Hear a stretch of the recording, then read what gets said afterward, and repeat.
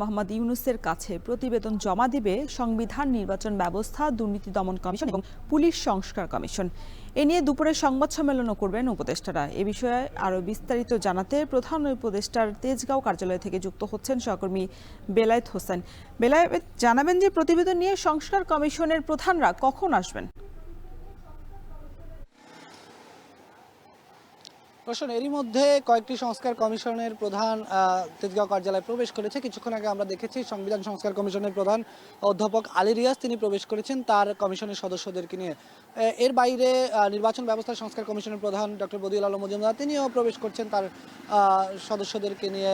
Police সংস্কার কমিশনের সদস্যরা যাবেন এবং সংবিধান সংস্কার কমিশনের সদস্যরা তেজগাঁও কার্যালয়ে প্রবেশ করবেন। প্রধান উপদেষ্টার সঙ্গে তারা দুপুর 1টা পর্যন্ত বৈঠক করবেন। তারা যে এই যে গত 3 মাস ধরে তারা যে সংস্কার নিয়ে কাজ করেছে সেই সংস্কারে তারা কি প্রস্তাবনা এনেছে সেই প্রস্তাবনাগুলো প্রধান উপদেষ্টার হাতে তুলে দেবেন এবং প্রধান উপদেষ্টা তাদের কাছে বিভিন্ন প্রস্তাবনা সম্পর্কে বিশদভাবে বিস্তারিতভাবে জানতে চাইবেন। তারা সেই ব্যাখ্যাটি প্রধান উপদেষ্টাকে দিবেন।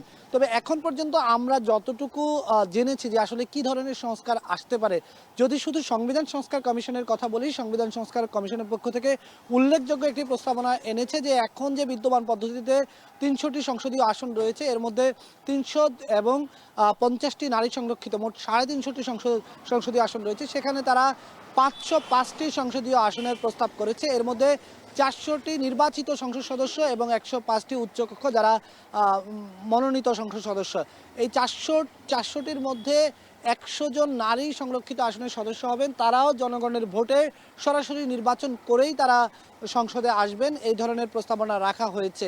আর 105 জন অর্থাৎ বাকি যে 105 জন এটিকে নিয়ে উচ্চকক্ষ গঠিত হবে। সেই 105 জন হবে সমাজের জ্ঞানী শ্রেণীর মানুষ, বুদ্ধিজীবী শ্রেণীর মানুষ যারা কিনা সরাসরি ভোটে নির্বাচন করে তারা সংসদে আসার সুযোগ তাদের তৈরি হয় না। সেই সমস্ত মানুষদেরকে নিয়েই কিন্তু উচ্চকক্ষ গঠন করার একটা প্রস্তাবনা নিয়ে সংবিধান সংস্কার কমিশন এখানে প্রস্তাবনা দিবেন। এর বাইরে পুলিশ সংস্কার কমিশনের পক্ষ থেকে যে প্রস্তাবনাগুলো দেওয়া হয়েছে সেটি যদি বলি যে পুলিশকে আসলে প্রকৃত অর্থে জনগণের সেবকে পরিণত করার জন্য, জনগণের বন্ধু হিসাবে পরিণত করার জন্য বিগত সময় পুলিশকে নিয়ে নানা ধরনের যে বিতর্ক ছিল সেই বিতর্কগুলোর ঊর্ধ্বে উঠে পুলিশ কাজ করবে কীভাবে সেই ধরনের কিছু প্রস্তাবনা আজকে দিবেন।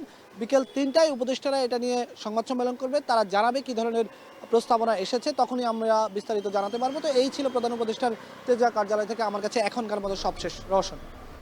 প্রধান উপদেষ্টার কাছে 4 সংস্কার কমিশনের প্রতিবেদন জমা দেওয়ার সবশেষ খবর জানাচ্ছিলেন সহকর্মী বেলায়েত হোসেন। আরএফএল ওয়াটার পাম্পে